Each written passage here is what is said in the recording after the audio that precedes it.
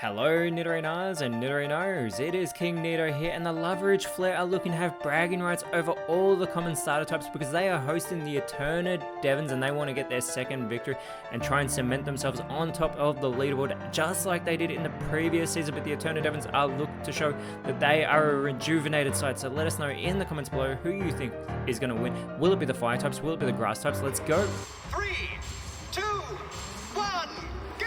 After a great contest last week, the Devons could establish themselves as a whole new type if they can beat the Legendaries Flare here today. And they're starting out with Superior making its debut and Chestnut, and Superior has the speed advantage but goes for the upper hand, which will fail as it is up against Arcanine in its Hisuian form, who goes with the Sacred Sword and Magmortar, that Sacred Sword connecting with Chestnut. Magmortar follows it up by setting up a Future Sight, which is really clever because Chestnut is a part fighting type, as Chestnut is going to go with the Focus Energy, going for this critical play, and we could see if it pays off as it is getting pumped here on the field. Superior though, with the Hydro Pump, this is going to be super effective, going for Magmortar.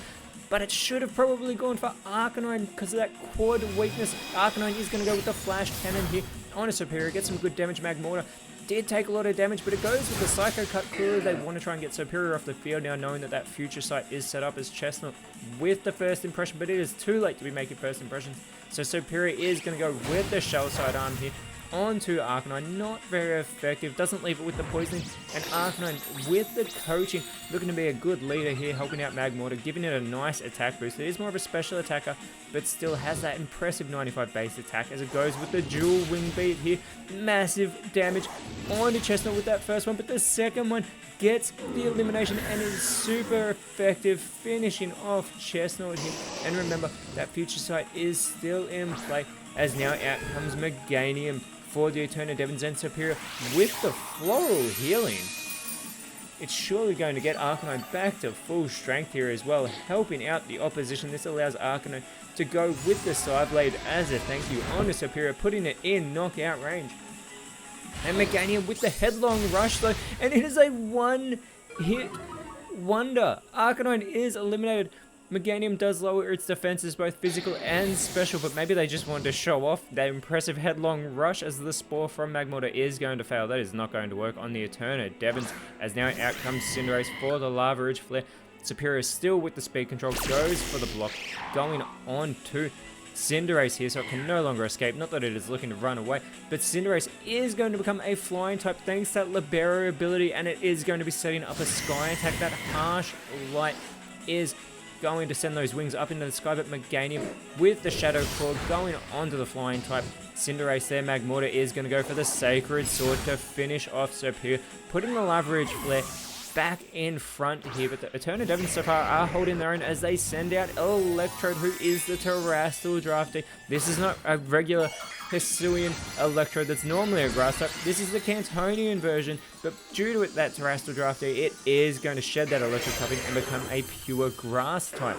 And with the speed advantage being the quickest Pokemon in the PokeType League, goes for the Poison Sting onto Cinderace, and it leaves it with that Poison status condition that it could be crucial, as that Sky Attack will be finished off by Cinderace on Meganium, and that is a one-hit wonder with that super effective move. The Legendaries Flare are starting to burn brighter, building that momentum, and the Slash does massive damage onto Electro, but that Static ability does get activated, which is going to slow down Magmortar, may also make it unable to move, as Cinderace is feeling the effects of that poisoning.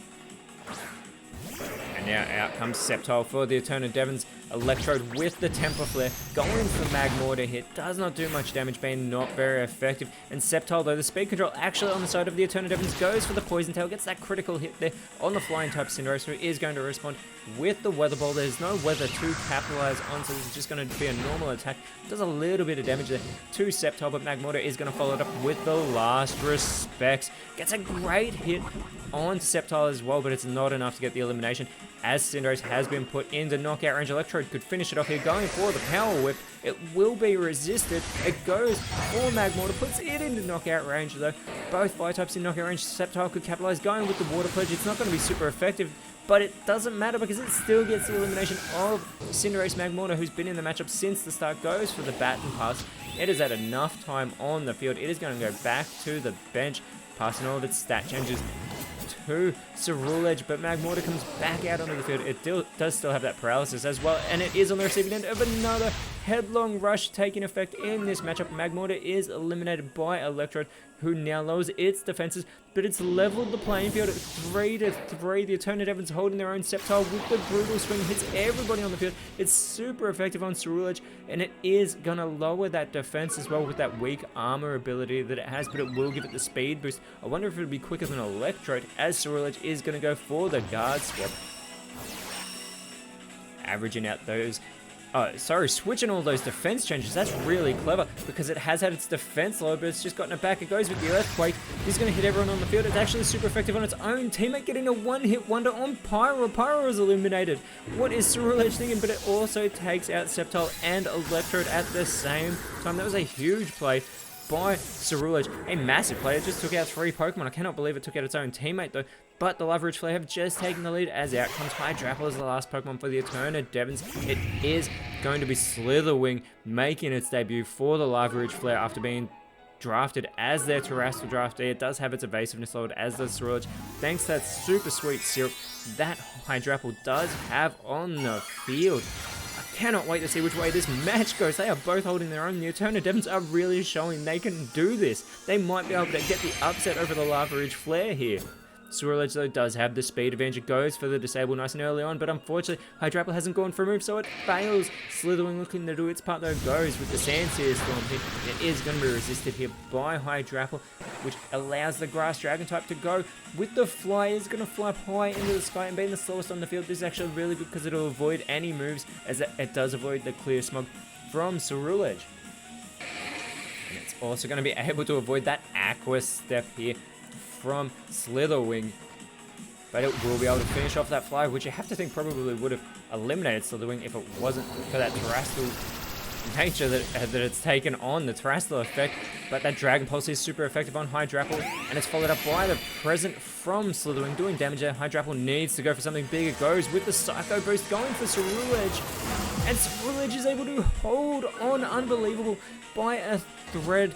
That special attack has been lowered of Hydrapple on the receiving end of the Trop Kick. Not very effective. Puts it in knockout range and lowers its attack. Slitherwing could finish it off here. It really needs to, but it goes for the holdback, which is not going to be able to get the elimination. This allows Hydrapple to go for the Side Beam, and that is not a shiny Hydrapple either, may I mention that. As Ceruledge with the Steel Wing finishes off Hydrapple, and it got the critical hit, which was completely unnecessary. But the Lava Ridge Flare have held on, but the Eternal Devons took them to the limit here. Fantastic showing by the Grass types. Maybe they are going to be able to do much better than they did last season, but the Flare are back on top of the leaderboard, and next round they are going up against the champion side, the Spike Myth Rockets. Whereas the Eternal Devons next round will be going up against the Verbank Plasma as they still seek their first victory of the season. But until then, Nidorinos, thank you so much for watching. Let us know in the comments below who you thought was the best on field. And if you enjoyed what you saw, please leave a like, share, subscribe. But more importantly, always remember, you are awesome, and I'll see you when you see me.